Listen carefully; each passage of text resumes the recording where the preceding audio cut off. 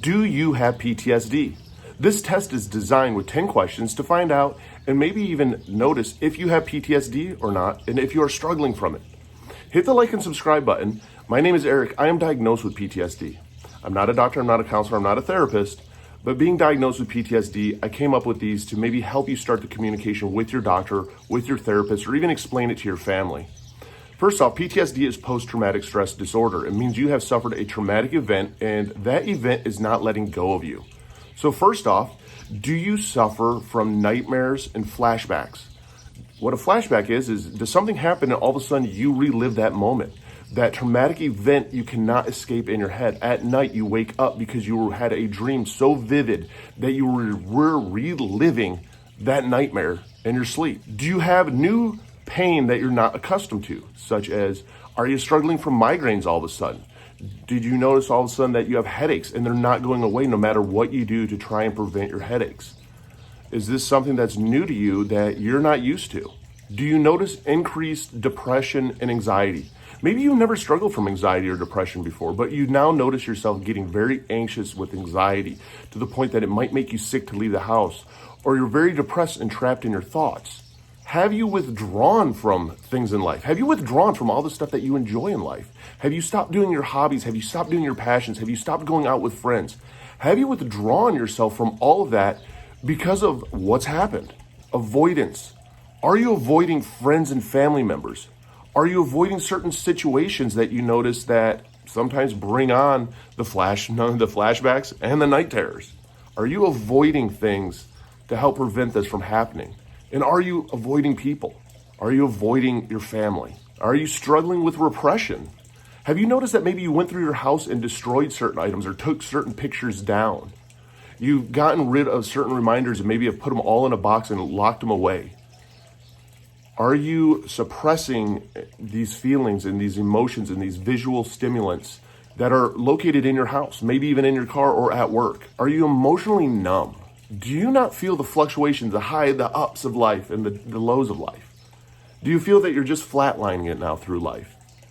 Do you feel that you don't feel any joy, but you also don't feel any sadness? That life is just kind of blah, and you're just kind of wading through it? Do you have hyper-arousal or hyper-vigilance? What that is do you notice that your senses are always on cue, looking and looking for different possible threats to you?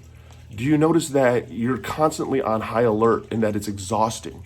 Do you notice that the littlest things, your whole attention gets shifted to make sure that it's not a threat? Irritable. Have you noticed that you're more irritable lately? That the smallest things might set you off?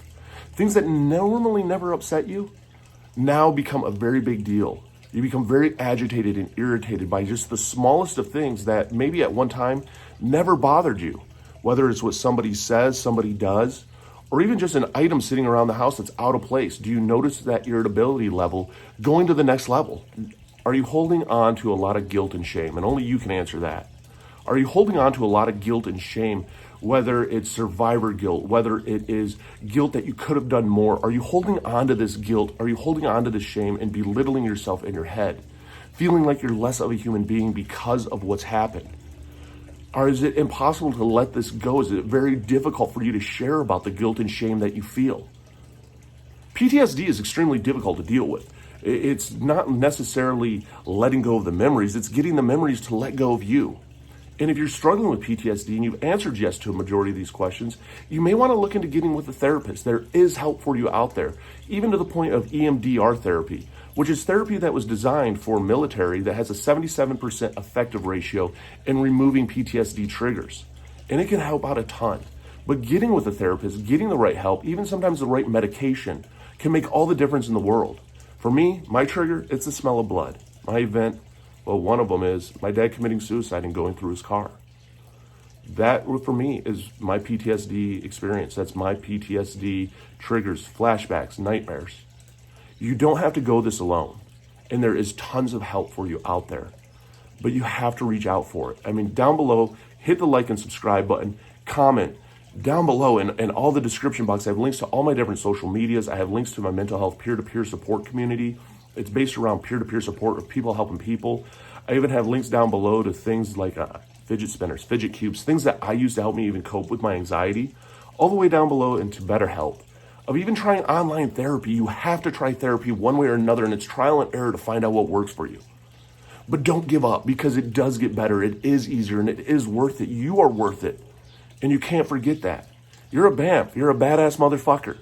You made it through 100% of your worst days to make it through 2 today. So hit that like and subscribe button, and let's do this together.